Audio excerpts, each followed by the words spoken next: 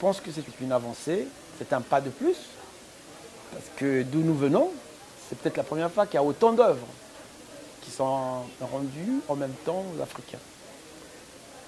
En même temps, je voudrais dire que dans mon ouvrage, je propose une solution totalement différente.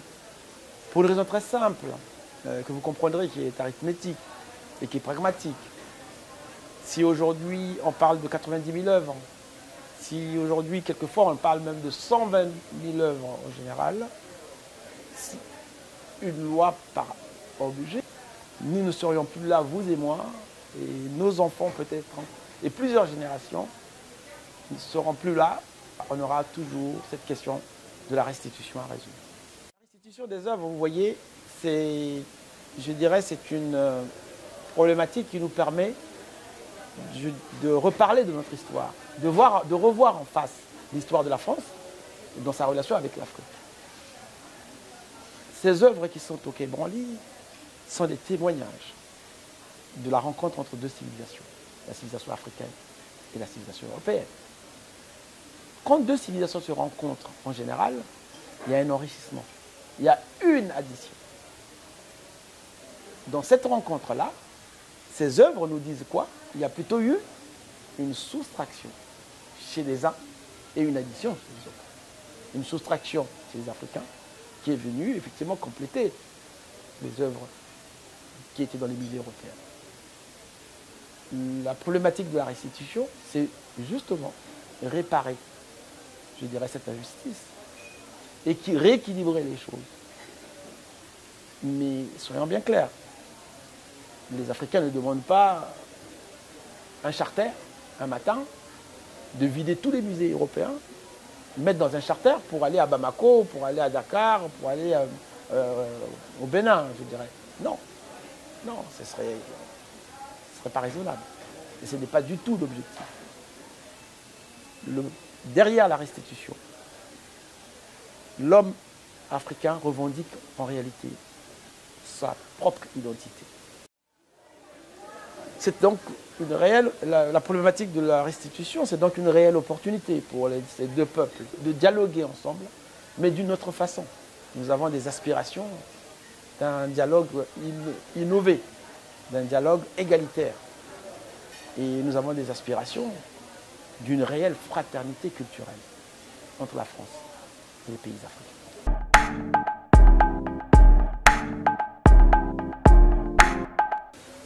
Cette proposition, je trouve, rencontre totalement mon assentiment parce que, effectivement, la restitution des œuvres ne peut être vue que de façon complète et non pas partielle. Et donc je souscris totalement à cette démarche proposée par le rapport FNISAR.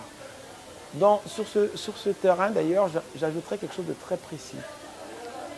La culture africaine, je dirais, l'Afrique est multiple, mais globalement, la culture africaine, elle est surtout centrée sur l'homme et non pas sur l'objet. Et c'est pour ça que, sur la problématique de la restitution des œuvres, nous insistons beaucoup pour que l'on trouve le chemin, je dirais que la problématique réelle qui est derrière, c'est la problématique de la relation entre deux peuples, entre deux civilisations, la civilisation africaine et la civilisation occidentale, le peuple d'Europe et le peuple d'Afrique, qui se sont rencontrés à un moment donné de l'histoire. Et les objets ne sont qu'aujourd'hui un alibi pour pouvoir rebâtir, je dirais, une relation égalitaire entre ces deux peuples. Vous savez, ces œuvres qui sont au Quai Branly aujourd'hui sont des témoins, effectivement, d'une rencontre qu'il y a eu dans l'histoire. L'idée, c'est de pouvoir traiter le sujet de la restitution de façon globale, créer une loi qui soit une loi uniforme pour avoir un traitement uniforme du sujet. En partant de cette constatation, nous avons voulu proposer une solution simple, pragmatique. Premièrement, une loi. Nous demandons l'élaboration d'une loi qui va donc créer un statut spécifique à ces objets. le but, c'est de sortir ces objets, effectivement, du patrimoine français, sans pourtant que ces objets entrent dans un autre patrimoine. Ces objets vont donc devenir des sujets juridiques, des sujets de droit, et ça va nous permettre de pouvoir travailler tranquillement, c'est-à-dire travailler sur la provenance des objets, travailler sur la documentation, effectivement, de l'histoire de ces objets, et travailler, je dirais, instruire les demandes de restitution avant de pouvoir procéder derrière, oui ou non, à des restitutions. Et ça, la décision de restituer, vous voyez, à ce moment-là, elle n'incombe plus à la France, elle incombe au comité interculturel, à ce comité de sages. Ce comité va être composé des Africains et des Européens, d'artistes et de conservateurs de musées, de deux parties. Très important. Comment financer ce processus? Et c'est là où nous avons pensé au troisième pilier. Le financement de ce processus pourrait être trouvé très facilement sur la manne financière que nous avons aujourd'hui des biens mal acquis. Ces biens mal acquis sont aujourd'hui en Europe, que ce soit en Suisse, que ce soit en France, ils sont la propriété des Africains. Mais cette manne reste indisponible aux États africains, puisqu'on ne peut pas les remettre dans certains États, puisqu'on a peur que cet argent soit dilapidé. Donc, nous proposons, nous disons, à ce moment-là, c'est récupérer cette manne et créer un fonds de développement du patrimoine africain. Et le fonds va être doté, va trouver de l'argent sur les biens mal acquis. Et ce fonds va être géré par le CIC. Et donc, ce fonds va servir d'une part à construire des nouveaux musées, là où il y a besoin, à rénover et réhabiliter certains musées anciens qui sont aujourd'hui dans un état où il faut effectivement remettre, et aussi à encourager toutes les autres activités culturelles partout où c'est possible.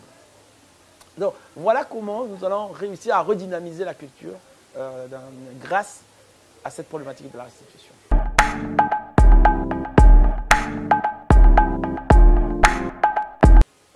Pour moi, j'ai toujours dit, pas de culture, pas d'avenir pour l'Afrique.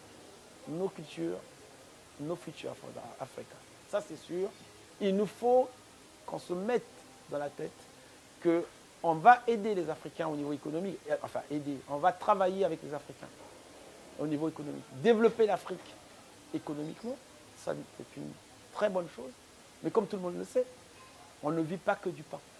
L'homme ne vit pas que du pain. Donc, il faut éviter de faire un développement sur une seule patte. Nous recommandons de travailler sur la culture africaine, qui est une des plus vieilles cultures dans le monde, et redonner à cette culture, permettre à l'Afrique de retrouver sa culture, de pouvoir retrouver sa place dans le concert culturel mondial, dans ce qu'on appelle aujourd'hui l'universalisme culturel, et que l'Afrique y trouve sa place. Pour ça, il faut qu'il y ait également des actions, et là, il y en a vraiment besoin pour développer effectivement, je dirais, les centres de formation, les théâtres, les cinémas, les bibliothèques, les livres en Afrique. Toutes ces actions sont importantes également, je dis, pour le développement de l'Afrique. La culture et la paix, il y a une très grande relation entre la culture et la paix. Et je pense que le développement culturel de l'Afrique permettra également de garantir, je pense, dans le futur, la paix que nous recherchons en Afrique.